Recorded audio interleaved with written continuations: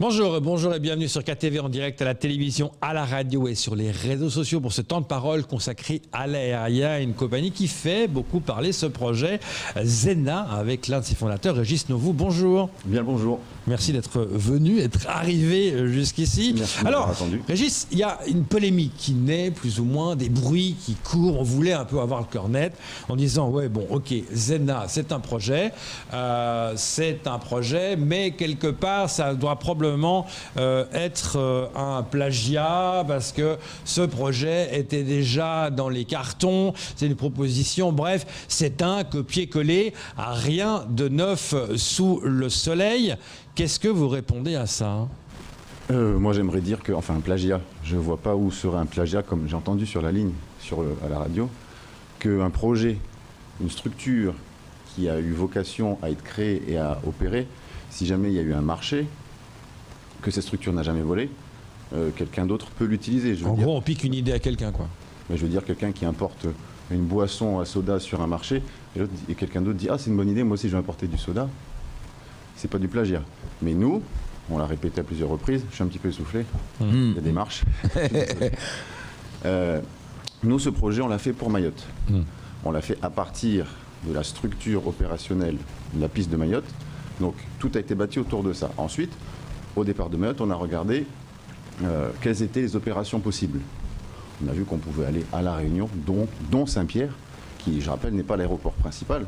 Donc, je trouve qu'il serait un petit peu fou et un petit peu irresponsable de baser un business plan en allant sur l'aéroport secondaire, alors que personne ne connaît la profondeur du marché, personne ne sait si jamais ça fonctionnera. Donc, on a basé d'abord le business plan sur des marchés qui étaient connus, puisqu'on a des datas dessus. On a des statistiques. Et ensuite, on a analysé en disant l'aéroport de Saint-Pierre, quand on regarde sa structure, il est tout à fait opérationnel. Le bassin de population de l'ouest et du sud de La Réunion, c'est un bassin de population important. Je rappelle qu'il y a 50 000 Mahorais qui vivent dans la région Grand Ouest et le sud de La Réunion.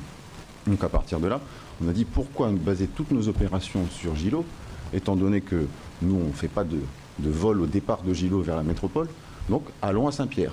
Donc c'est une option qui est arrivée dans un troisième temps, quand on a regardé le réseau. Ensuite, le projet de Newco, effectivement, c'est un projet qui a eu pour vocation de faire du Saint-Pierre-Mayotte Métropole. Pourquoi pas ?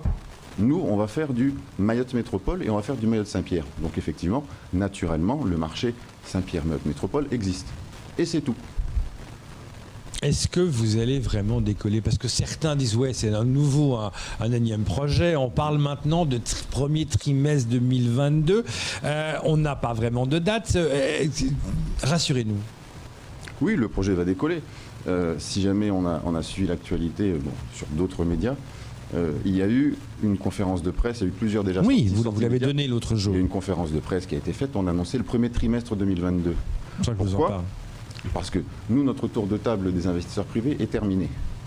Mais on a voulu laisser une fenêtre de tir au département pour que le département s'implique dans le projet, parce qu'avoir une institution publique dans l'actionnariat permet certaines garanties pour les fournisseurs et les partenaires, quand on contractualise quelque chose, et à partir du moment où ils constatent qu'il y a un actionnaire public dans l'actionnariat, on a certaines facilités, on va dire, de tarifs. Ça rassure le partenaire. Oui.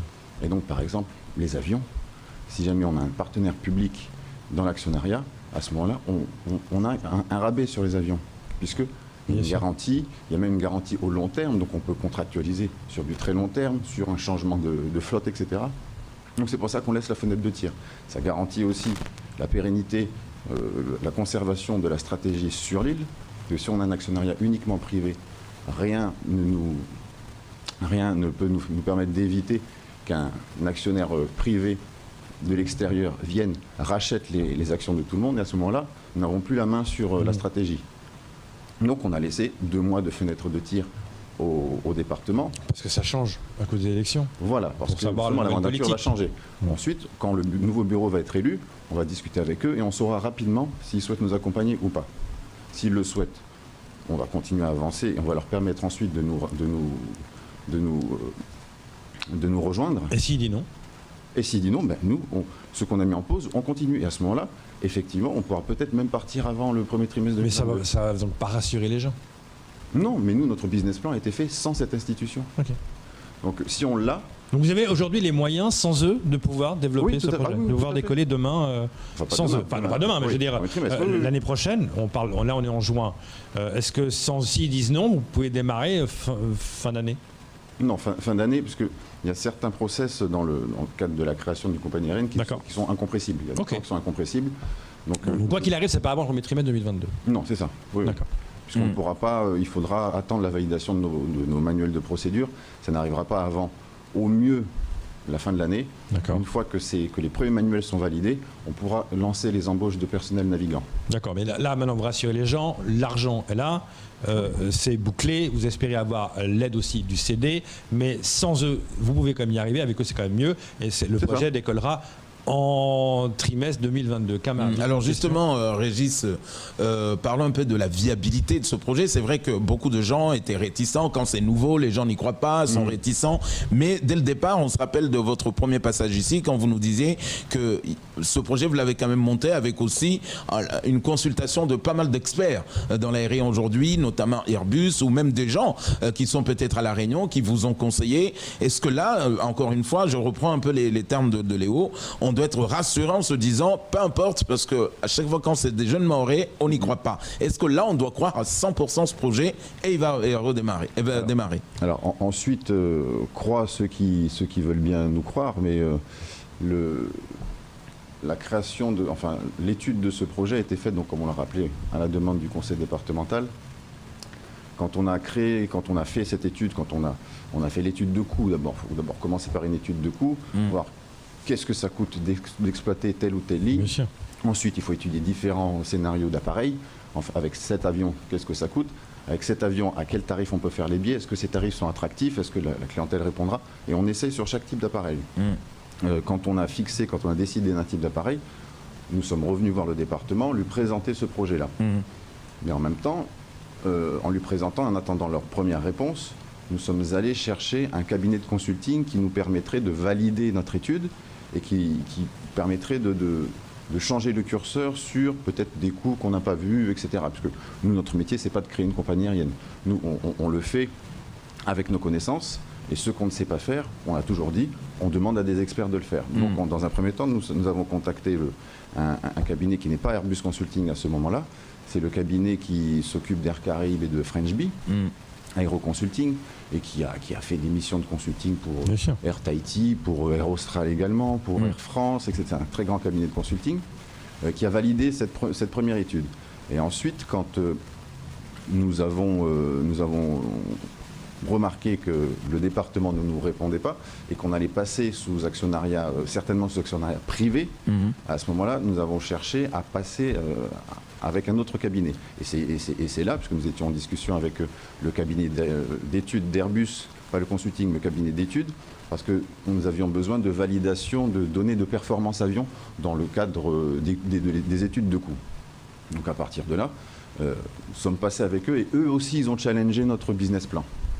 Donc leur business plan et le nôtre étaient tout à fait proches et nos données étaient même plus précises parce que nous connaissions le marché. Donc Airbus Consulting nous a dit votre business plan est bon, on ne prend pas le nôtre, on prend le vôtre et on va travailler dessus. Donc à partir de là, ils ont constaté qu'il y avait un vrai marché, que l'opérateur qui opère actuellement fait de la marge. Donc à partir du moment où un opérateur unique fait de la marge, ça ouvre un petit peu la porte à l'entrée de la concurrence. Est-ce que justement vous gênez? Est-ce que votre projet gêne les grands aujourd'hui? Je ne sais pas. Ça doit gratter quand même, parce que ils ont beau dire qu'ils sont contents que d'autres viennent, la concurrence, des fois, on n'aime pas trop.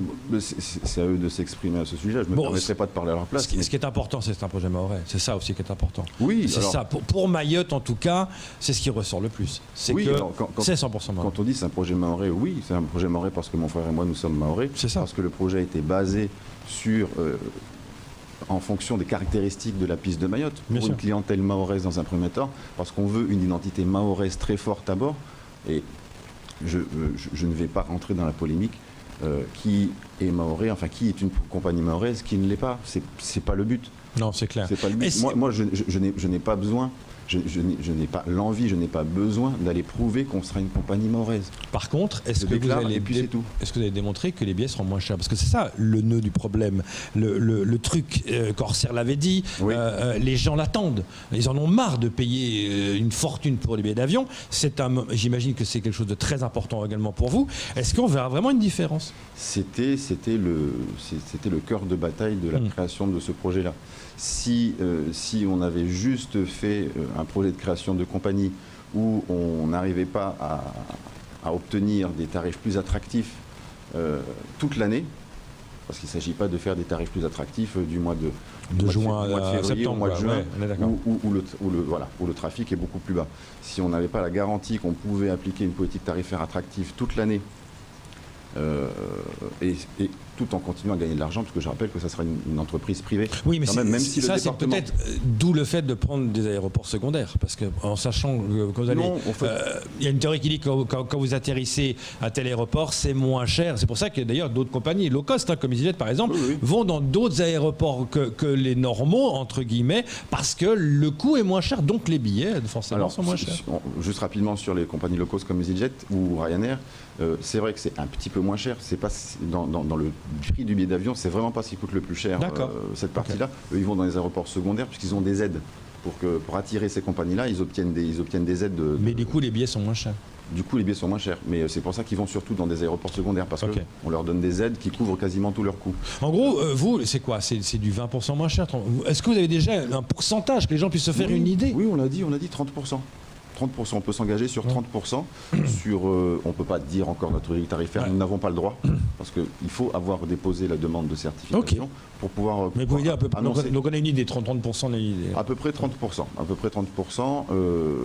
Ensuite, on a surtout quelque chose qui sera important, c'est une garantie de plafond en termes de tarifs qui sera intéressante. Ah, donc le plafond, ça veut dire pas plus cher que. Voilà. Ça ne dépassera jamais un prix. Et c'est ça. De belles paroles, tout le monde espère que ce sera de la parole à la réalité. Quand est-ce qu'on pourra parler de prix, de date et vraiment, là on parle d'objectifs, etc. Mais quand est-ce que clairement on pourra dire, voilà, on décolle le 1er mars et les prix seront de temps?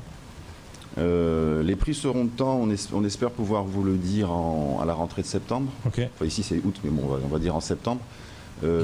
Ça, ce sera, il faudra attendre, il faudra être sûr qu'on ait pu déposer le dossier de certification, puisque cette demande de certification, il faudra nous pourrons le déposer quand nous aurons constitué l'équipe de responsables désignés qui vont mener cette certification. Et sur les 6 responsables désignés, on en a 3, donc il faut qu'on en trouve 3 pendant cet été. Ce sont des gens qui généralement sont déjà en activité, donc il faut essayer qu'ils négocient un départ anticipé. Ils ont des congés, peut-être nous on va leur payer une partie de ces congés pour leur permettre plus vite. Voilà, pour aller plus vite.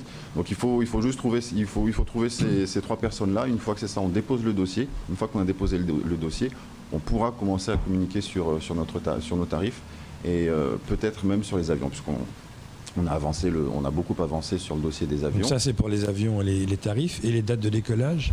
Les dates de décollage, à partir du moment où on aura déposé la demande de certification, le calendrier est assez ferme dessus. On a entre 4 et 6 mois de certification. Et sur la fin de cette période de certification, on peut, à partir du moment où le manuel de formation des équipages est validé par l'aviation civile, on peut commencer à embaucher les équipages, à les former, parce qu'un pilote, ça prend en moyenne 3 mois pour le former aux procédures internes d'une compagnie. Et à partir de là, comme je vous dis, d'ici la fin de l'année, on embauchera les équipages. Là aussi, on a peu de crainte sur un manque de personnel. Étant donné la crise actuelle, il y a beaucoup de monde hélas qui est au sol. Et donc si on peut, je pense, on peut s'engager assez fermement sur février, tout en sachant qu'il faut qu'on boucle, il faut qu'on ait contractualisé le dossier des avions, puisque comme nous n'aurons pas le temps de prendre des avions neufs à cause des délais de production. Bien sûr. On prendra des avions d'occasion récents, mais il faudra modifier la cabine, parce qu'on veut une certaine cabine pour avoir une certaine identité, une certaine prestation à bord. Et ça, ce sont des délais qui parfois sont un petit peu longs. Même si en ayant contacté des cabinistes, ils nous assurent des délais de 3 à 4 mois seulement. Donc il y a du boulot cet été. Mais c'est ça. Rendez-vous donc en septembre pour avoir Exactement. plus de détails. Merci d'être venu. Merci Pour de apporter plus de m'avoir attendu. clarté. Merci beaucoup de m'avoir Mais attendu. on a un peu décalé, mais c'était important que vous C'est disiez gentil, tout ça. c'est bien gentil. Aujourd'hui, c'est tout pour ce temps de parole. Tout de suite, la suite de vos décollages.